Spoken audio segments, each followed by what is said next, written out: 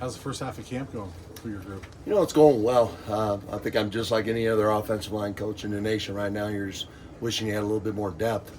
But right now, kids are doing well, working hard. Technique's coming, and a lot of new faces. We're fortunate enough to get those guys over the summer, but we still have about 2 or 3 that are catching up. So a lot of work to do. How do you feel like Tank has grown from spring to now?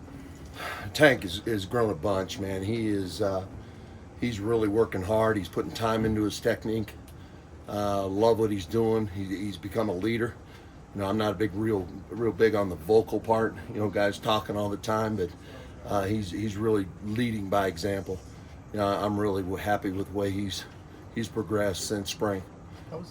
Sorry to cut you off. You're How's good. the synergy with Van Wells and Shador coming along? Good. They work well together and communicate a lot. And I know Shador, with the system that he came in with, had a lot of say in the protections and some things like that. It's a little bit different. The offensive line takes a little bit more of the protection amongst themselves, and a lot of stuff's built in. So just the communication there, that we're going to be okay up front.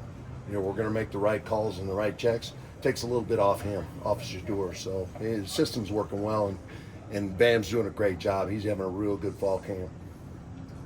Coach, we've heard Coach Prime say on a couple occasions, if we can protect number 2, we're going to be pretty good. I know we still have a few weeks left, but where's your confidence level in protecting number 2? You've heard it a couple times. I've heard it since spring. So worry about my job every day with that deal, buddy. So no, it's going okay. Our defense is very aggressive, a lot of pressure. Fortunately, we're seeing a lot of the same things that a little bit of the structure that TCU is going to run. So that helps in the overlap, and we'll start moving into a little bit more TCU stuff next week. But the protection part is it's being able to communicate together and being on the same page. And even when you're wrong, if everybody's on the same page, you're going to come out okay. It's those miscommunications where guys don't see things, they don't communicate on who's working out, who's working in. Things like that, but it's been going well so far this camp. And again, seeing our defense is preparing us for everything. You were excited to get Jack here in the spring when he first committed. I mean, what impact has he had so far, just kind of helping other guys, and especially in the interior, kind of learn things and pick things out? Between Jack and Savion, having run the system for the past 4 years, and really Jack 5, it really helps. The communication part and being able to relay the calls. We go so fast, there's not a lot of room for a lot of offensive line calls, so everything we run pretty much has to fit everything we can see, because we're not going to make a lot of checks up front, things like that. And we're going to play fast, and Jack brings a different element because he knows the system just like Savion, and Jack brings a certain sort of toughness that we don't have. He is a very physical kid. He takes a lot of pride in never getting beat, and he's just a grinder, man. I'm extremely happy with having him here. Both those guys, and like I said before, I think all these guys are embracing what we're doing, and the tempo part is coming. We're getting faster every day, and that means a lot. But it helps to have the guys in there making the right calls. At this stage of camp, are you at least tentatively set on a first 5, or are you still taking a hard look at different combos? And I remind these guys every day that every day your job's on the line, so you got to produce. So right now, I think there's a good group that I'm counting on, maybe 6, possibly 7, and we're just going to let it play from there. So I'm all about competition in individual, in practice. So everything I do in individual, I want these guys competing against each other, because it's going to be that way in the game. It's going to be a way in team, in practice, in life. So I want them competing. So right now we're really trying to develop that 2 depth is what I'm really concentrating on right now. How do you like the group of running backs you guys are looking for? It seems like there's a lot of diversity there, big guys, small guys, fast guys.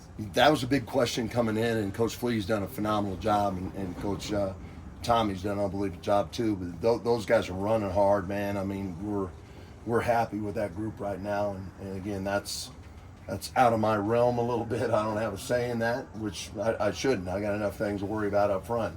But from what I've seen from the running back group, you know, it's a mixture of speed and power. And another thing, and you brought up protections, they are doing an unbelievable job of protecting, because it isn't just those 5 guys up front in protections, and even our tight ends in our protections are doing a great job. So all those guys are getting coached well, and they know the system. So it's coming together. Landon Beebe's a guy who's played all over the line at the college level. How valuable is that for him, and where is he fitting in for you? Beebs is, you know, right now he's more of an interior for us. He was an all-conference Missouri Valley tackle, you know, which says a lot, you know, if you know anything about the linemen from that league. So, you know, he can do it all. You know, and the thing Landon brings is a maturity, and, you know, he's a confidence. He's an extreme competitor. He's done a really great job this fall camp. I'm extremely happy with him, and he's pushing. He's going to see a lot of time, you know, so I'm happy with where he's at. You know, I know it's a one fall semester shot for him and Reggie Young, so, you know, we're hoping to get the most out of those two. Coach, during the spring, there was a big message about buy-in, right? And it seems like, you know, since you've had to get even a new round of a lot more players in here this fall, how have you seen maybe this entire team assimilate together? You know, it's a day-by-day deal, you know, on buying in and learning the system, feeling comfortable, and when playing fast. You know, that every day, in my eyes, from our group up front, is I see those guys playing faster. You know, the ball's getting down quicker. You know, the calls are getting out faster. So buying in, you either have to or you're out, man. You know, and that's the way it should be. So as far as the offensive line unit and what we've done with those guys, you know, they have bought in. You know, those guys are early for everything. They don't miss anything. You know, because it isn't just about on the field with those guys to me. You know, I want them doing everything right. You know, I don't even want to hear a peep about them in a classroom deal or anything else. You know, because normally those guys you don't have to worry about off the field are your best players. You know, so that's the kind of kids that we want to surround this program with. How close is Tyler Brown to being, you know, fully up to speed, and like how much would that change the competition up there when he is? You know, it hurts us not having Tyler. You know, I know the NCAA deal is going on right now, whether he's going to be eligible or not. I can't take reps from a number 2 right now or a number 3, you know, counting on a guy that we don't know if he's going to be there or not. So, you know, I know he's gone through some mono and some other things right now. So, you know, we're just trying to get him healthy, man. And I want him back in the worst way, because I know what he brings to this whole group up front. But first things first, man, we got to get him healthy, and we got to get him back where we know where he's going to be. You know, and if he's not eligible this fall, he can practice, and he will learn. He'll get better. Either way, he's going to get better out of this situation. We've seen practice get a little chippy this week at times, and it seems like some of your guys have been at the forefront of that and just protecting some of the other offensive players. Is that something you like to see out of your players? Yeah, a lot more. So, you know, those guys, we go the way the offensive line goes. You know, so they need to flip things. I don't know if you watched the Jets the other night and the little speech their head guy gave on their offensive line. He hit it right on the head, man. You know, you go where they're going to go. And I played that several times for offensive linemen up front. They know how this thing's going to get flipped, and it starts with us.